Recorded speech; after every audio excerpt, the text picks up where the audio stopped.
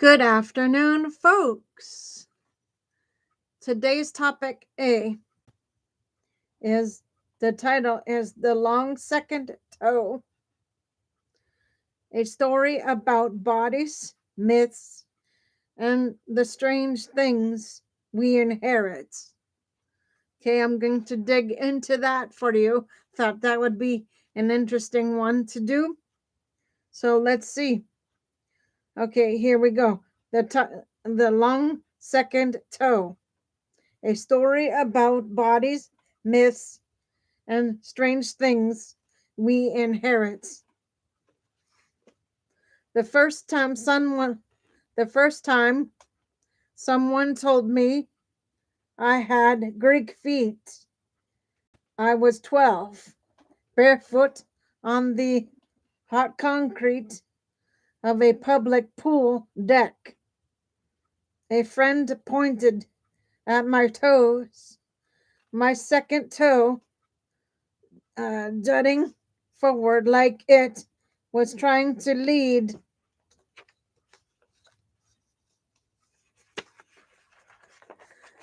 the way, and announced it with the authority of a child who had recently discovered mythology. You have Greek feet like a goddess. I remember looking down, expecting to see something regal. Instead, I saw a foot that looked like it had made a small mistake or ordering its toes.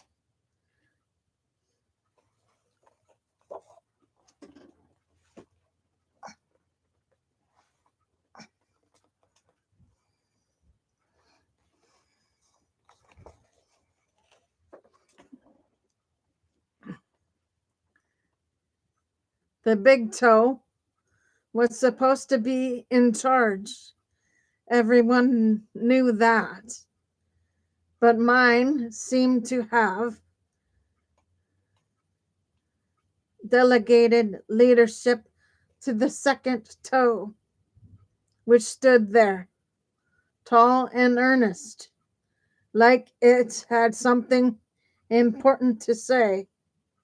That moment lodged itself somewhere deep, the way childhood comments often do. Not because I believed I was divine, but because it was the first time I realized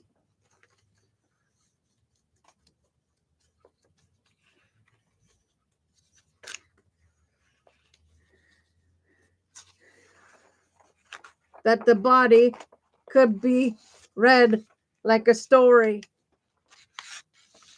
interpreted, categorized, mythologized long before you ever understand its language.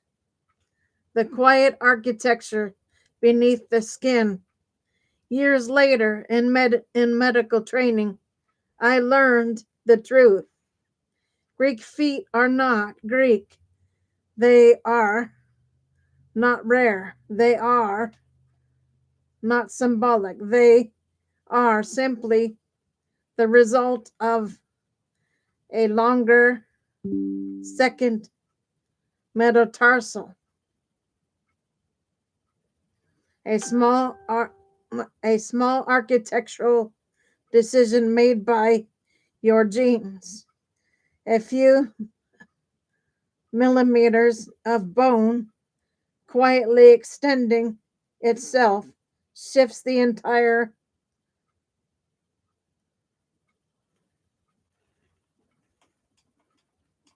silhouette of the foot. It is astonishing how much meaning we assign to millimeters.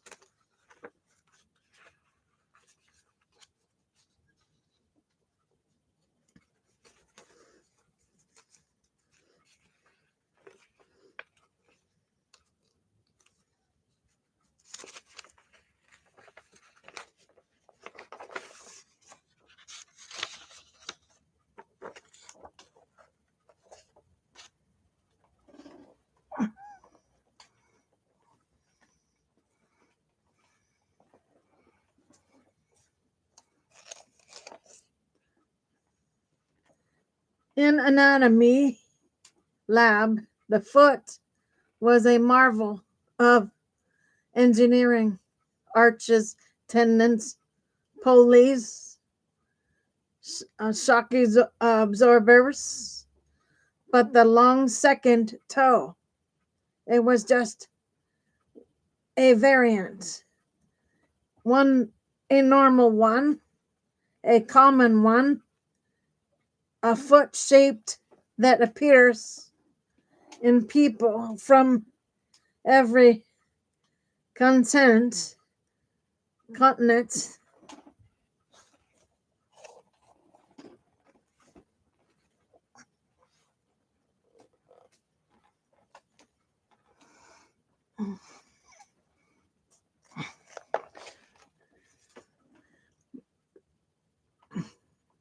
Every ancestry, every walk of life. Yet outside the lab, the myth persisted. How marble created a misunderstanding. The misunderstanding began in ancient Greece, but not in genetics. In art, Greek sculptures carved gods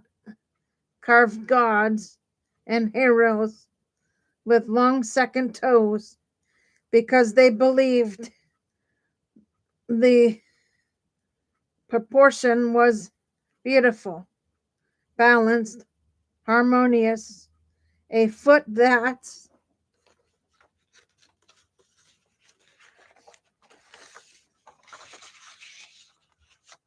looked like it belonged to someone who could stride across the world with purpose. They weren't documenting reality. They were inventing it. Michelangelo borrowed the idea. Botticelli borrowed it. Renaissance artists revealed it. And suddenly, Greek feet became shorthands for ideal beauty, even though the trait itself was scattered across the globe with no allegiance to geography. Art created a myth. Art created the myth. The myth created the misunderstanding. And the misunderstanding created a strange kind of folklore around an ordinary foot.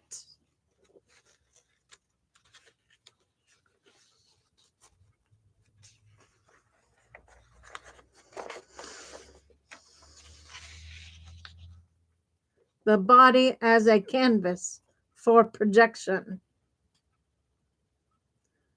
What fascinates me most is how eagerly people project meaning into the body. A long second toe becomes a sign of creativity or leadership. A temperament, a short, big toe becomes a symbol of practicality. A square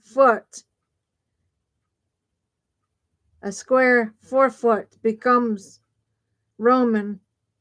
A taped one becomes Egyptian. We turn anatomy into astrology.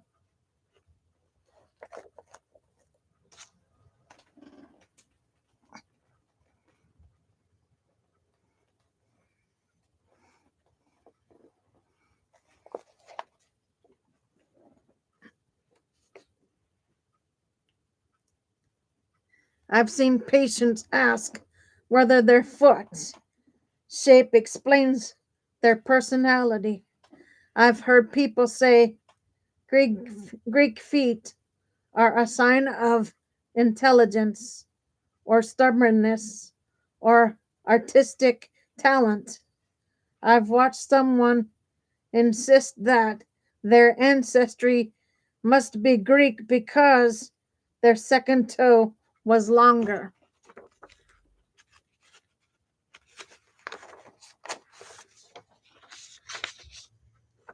The foot doesn't speak, but we keep trying to make it talk.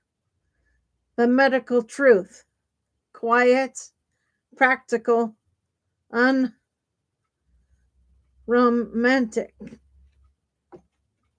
In medicine, Greek feet matter only in the way pressure distributes across the forefoot. A longer second metatarsal can shift weight forward, making narrow shoes feel punishing. It can contribute to metatarsal dysplasia,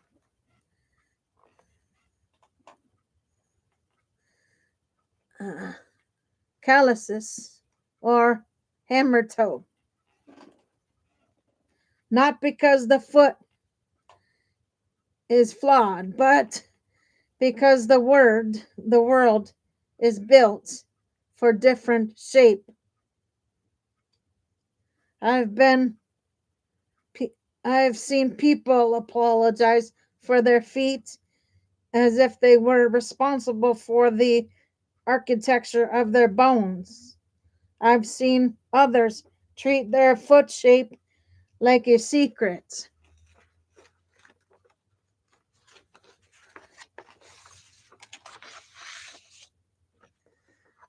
Advantage. But most often I've seen confusion, people caught between myth and medicine, unsure which story to believe. The truth is simple. Greek feet are normal. They are common. They are neither blessing nor curse. They are simply one of the many ways a human foot can be shaped. A moment of clarity. I think often about a patient I once saw, a partner in her 70s, her feet bare beneath the hem of her linen pants.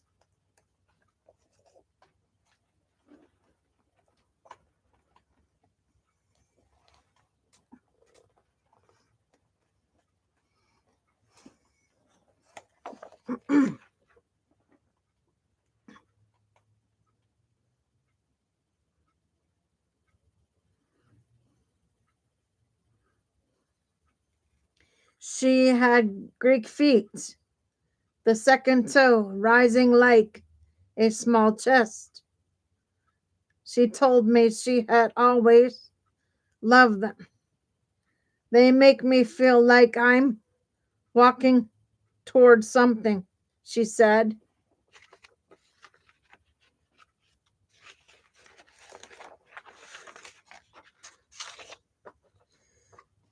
There was no myth in her voice, no misunderstanding, just a quiet affection for the body she had lived in for seven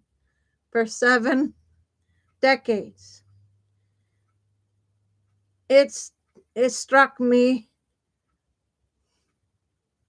then that real story of Greek feet isn't about anatomy or art, history. It's about the way we learn to see ourselves, how we inherit stories about our bodies, some scientific, some cultural, some whispered by friends, at a pool and spend years deciding which ones to keep.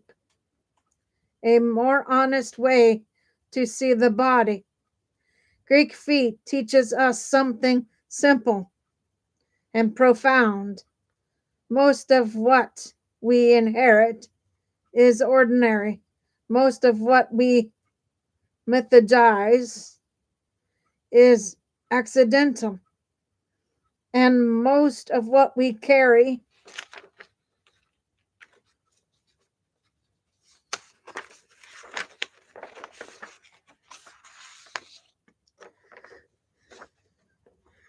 bone, tendon, proportion is quietly doing its job without asking for interpretation. The long second toe is not a prophecy. It is not a lineage.